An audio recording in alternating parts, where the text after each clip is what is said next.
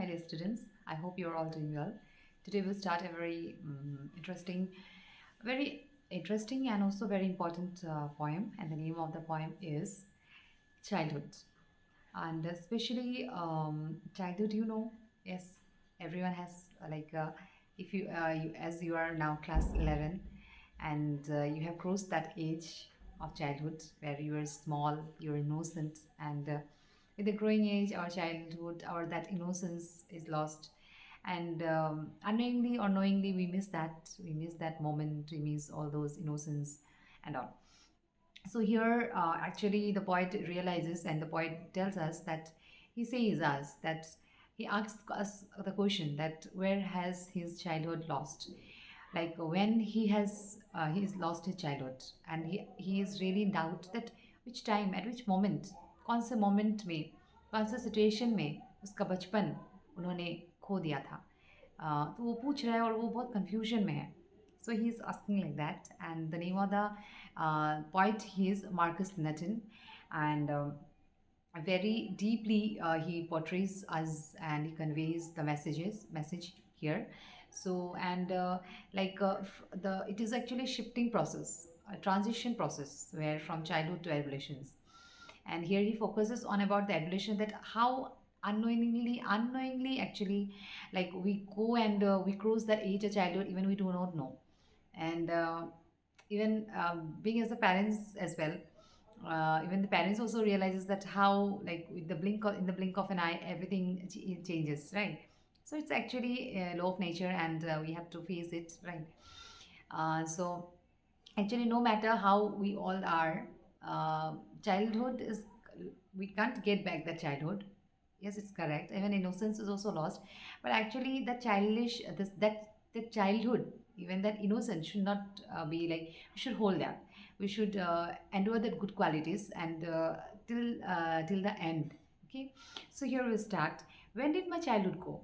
Was it the day I ceased to be 11? Was it the time I realized that hell and heaven could not be found in geography and therefore could not be?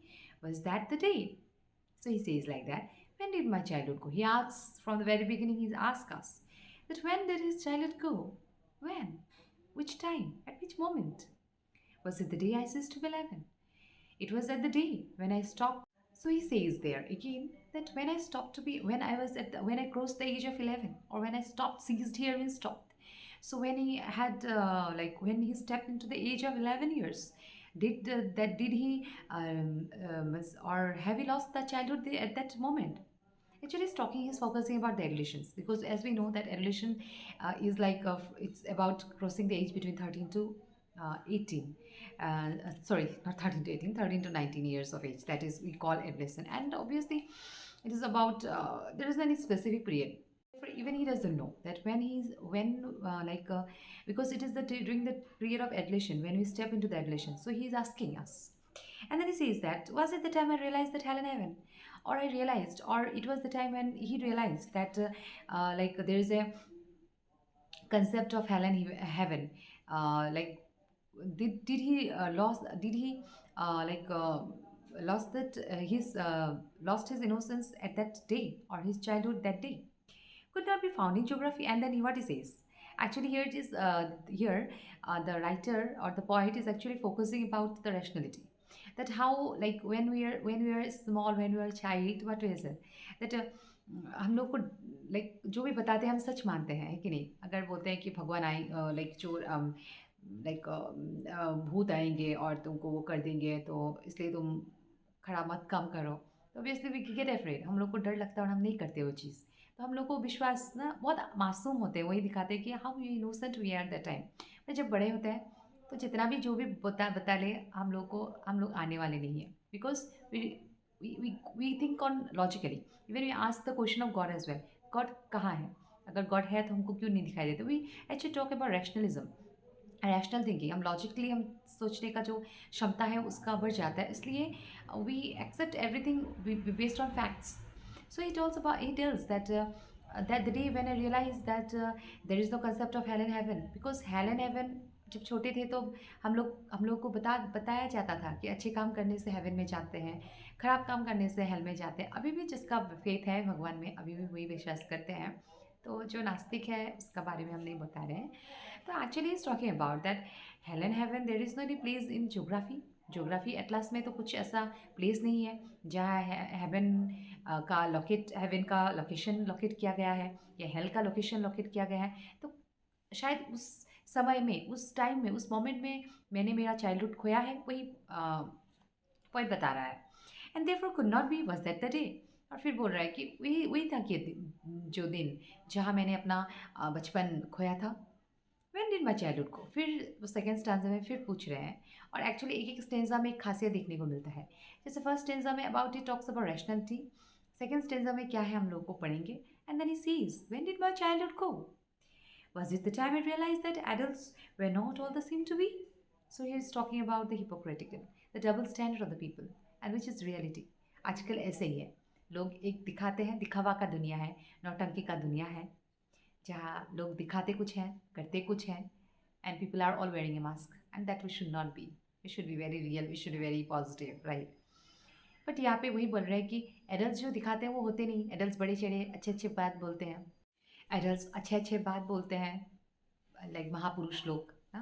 आजकल बहुत सारे लोग हैं जो अच्छे अच्छे बात बोलते हैं, ये नहीं करना चाहिए, वो नहीं करना चाहिए, पर बाद में उसको जेल में देखने को मिलता है। So actually people are like they are hypocritical, they are double standard people. And here the point is talking about this, that जो एक्चुअली लोग जो है वो नहीं दिखाते। और यह बताया गया है, they talked of love and preached of love. So बताते हैं कि प्यार के बारे में बताते हैं, प्यार को फैलाते हैं, प्यार करने का जो भी नाटक है वो दिखाते हैं, but did not act so lovingly. पर वो सब बोलते हैं कि ऐसे प्यार किया करो, ऐसे मतलब ना, लाइक दूसरे को मतलब लाइक प्रेम से, रिस्पेक्ट से, अच्छे काम से स्प्रेड करो, स्प्रेड पॉजिटिविटी अराउंड। बट खुद ही उसको क्या नहीं करते, इम्प्लाई नहीं करते, खुद ही वो इनिशिएट मतलब वो नहीं करते, अप्लाई नहीं करते अपने लाइफ में। वो बताते हैं पर अपने जीवन में वो क्या नहीं करते, वो अपने जीवन में उसको यूज़ नहीं करते। तो वॉज दैट द डे। और वही बोल रहे हैं कि शायद उसी दिन जब मैंने इसको रियलाइज़ किया था कि एडल्ट जो है वो डबल स्टैंडर्ड है। आजकल दुनिया जो है वो जो दिखाते हैं वो होते नहीं।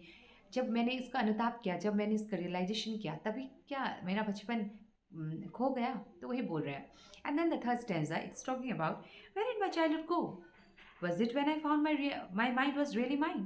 फिर he is talking about, here he is talking about his individuality. अभी इंडिविजुअलिटी का मतलब यही है जब अपना डिसीशंस, हम अपने डिसीशंस को अपने आप ले सकते हैं, अपना डिसीशंस, अपना माइंडसेट, एक अपना विचार, अपना ओपिनियन हम लोग दे सकते हैं। और कोई दूसरा लोग ज़बरदस्ती हम लोग को कोई अपना उसका सोच विचार हम लोग को थोप नहीं सकते हैं। So it happens like when we are child, parents they whatever like they want to do as we do. तो ऐसा नहीं है कि बड़े होके जो पेरेंट्स जो मेरा मन करेगा वही हम करेंगे, ऐसा बात भी नहीं है। मैं it is talking about our decisions like एक टाइम होता है जब पेरेंट्स चिल्ड्रन को जब मैच्योर हो जाते हैं या ऐसा हो जाता है तो हम लोग को ऊपर छोड़ देता है कि you take your own decisions and decisions should be सोच समझ के लेना। तो it is talking about individuality, the strong like decision making, the power of decision making. So he is saying that when I found my mind was really mind. तो क्या उस दिन था जब मैंने रियलाइज़ किया कि मेरा माइंड जो है it's my mind and I should have to use it according to my way, to use whichever way I choose, whether it may be right और रॉन्ग यहाँ पे वो मेंशन नहीं किया गया है, पर obviously you have to choose rightly in a right way, right. Producing thoughts that way not those of other people. और जो मैं सोच विचार मैंने रखा, या I try to put up my thoughts, put my view point according to my way and not by influencing by others decisions. जब so here is talking about the decision making, like कोई forcefully कोई आके तुम ये करो और हम करेंगे, वैसा नहीं। जब मैंने अपना डिसीजन स्ट्रांगली खुद से लेने का जो रैशनल थिंकिंग है, नॉट रैशनल एक्चुअली, अपना जो थिंकिंग है उसको मैंने रखने का जो like capability I would say, but my one and mine alone, जो मेरा सिर्फ है और मेरा ही है, मतलब individual thinking, was that the day. और फिर बोल रहा है कि उस दिन ही था क्या मैंने अपना बचपन खोया, जब मैंने अपना इंडिविजुअलिटी, मैंने अपना डिसीजन, मैंने अपना जो भी थिंकिंग पावर है, जो भी है मैंने अपना जो बनाया है इंडिपेंडेंट थिंकिंग वाला, तब नहीं मैंने खोया है क्या मेरा बचपन। फिर क्या बोला, where did my childhood go, it went to some forgotten place. और फिर वो रियलाइज़ करता है कि मेरा जो बचपन ऐसा जगह में गया है, एक जगह जहाँ मैं बुलाने से भी नहीं आ सकते, it is just went to a forgotten place which cannot be recalled which cannot be like called back. That's hidden in infant's face. और वो रियलाइज़ करता है कि जो मेरा बचपन खोया है मैंने, वो कहाँ दिखाई देता है उसको, एक बच्चा के फेस में. Yes, we do realize, right, that when we were small, even we were that same, and now we used to see that innocent in some other child's face. And child is always a symbol of innocence. That's all I know. And then point ये realise करता है कि मैंने इतना ही सीखा है कि मेरा बचपन कहाँ खोया है, ये एक फॉरगॉटन प्लेस में चला गया है. और मैं आज भी जब देखता हूँ तो मेरा बचपन एक बच्चे के फेस में ही दिखाई देता है. सो यार actually the point is very, he's really like sad because he realizes that how his childhood is gone, because child is considered to be a very golden days. ये एक जो like it's a very golden moment. जब एक बार चला जाता है तो वो वापस आता नहीं. जो childhood is like that, it's a very golden moment. So here it's talking about the poet actually here's एक stanza में, if we talk about the first stanza, here it talks about, focuses on about rationalism. क्योंकि rationalism जब बताते हैं, rationalism मतलब ही है logical thinking, कुछ facts बता के प्रूफ करके ही थिंकिंग को मतलब स्ट्रॉन्ग बनाना. तो यहाँ पे when he talks about hello and haven, क्यों बताया गया है कि हेल एंड हेवन का कोई कंसेप्ट है ही नहीं ज्योग्राफी बुक में, एटलस में. तो रैशनल थिंकिंग का यहाँ पे बहुत ही फोकस किया गया है. सेकेंड में about it talks about that adult लोग जो है, बड़े लोग जो है, वो दिखाते कुछ हैं और करते कुछ हैं. तो it's talking about the hypocrisy, the dual standard of the people.